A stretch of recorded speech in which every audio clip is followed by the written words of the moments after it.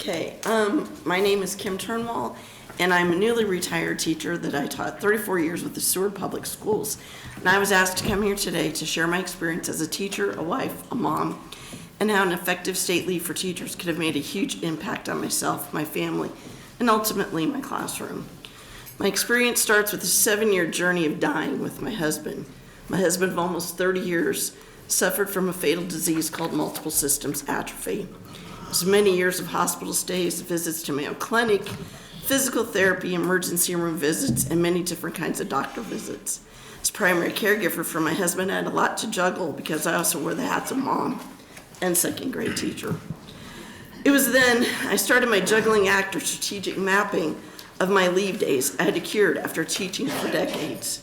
At the beginning of my journey, my bank was full. Never again did I take that for granted, as I knew there would be unplanned days that would find me back at the ER and hospital with my husband.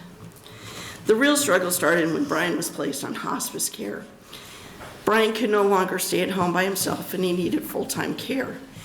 As his time here on earth was coming to a close, I should have taken care of him. He asked me to. I couldn't. I didn't have the days. And we couldn't afford the cut in the only pay our family had coming into our household.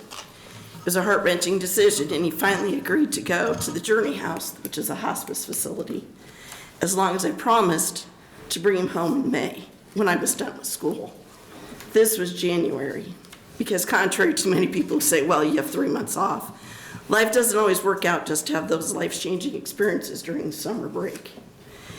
Of course, I would bring him home, and I made him that promise, knowing it was a promise I probably wasn't going to have to keep.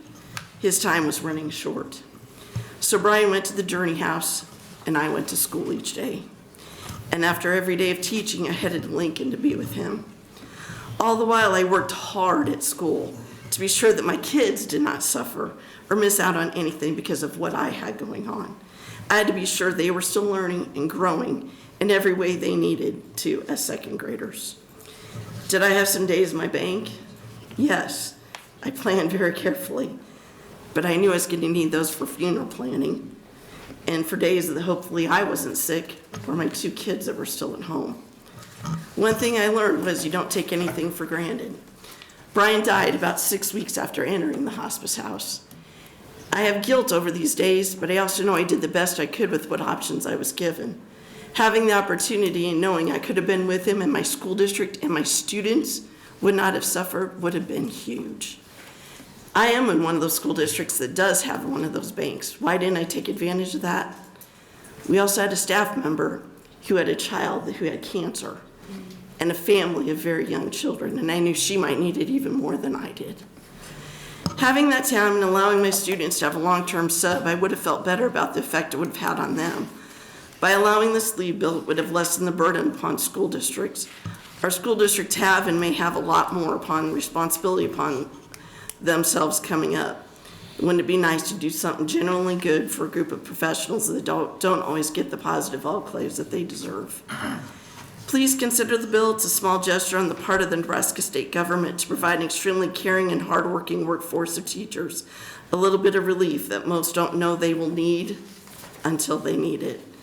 At a time when it's difficult to get young people to join the profession of teaching and retain those already in the field, you can make a difference.